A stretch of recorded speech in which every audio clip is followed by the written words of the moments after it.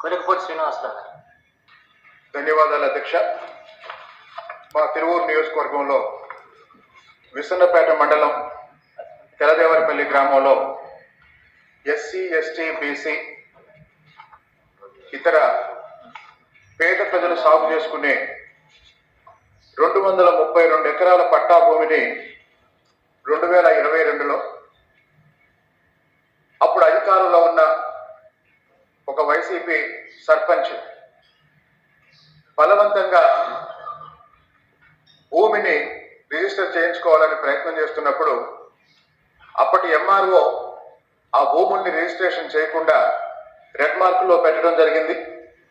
ఫలితంగా ఈ 232 ఎకరాలకు సంబంధించిన యజమానులు అప్పటి నుండి పాస్ పుస్తకాలు లేక అమ్ముకోవటానికి, లేకపోతే రుణాలు తెచ్చుకోవటానికి, అలాగే మన ప్రభుత్వం మొన్న అమలు చేసిన అన్నదాత సుఖీభవ లాంటి పథకాలకు కూడా అర్హత లేక అనేక ఇబ్బందులు పడుతున్నారు అధ్యక్ష.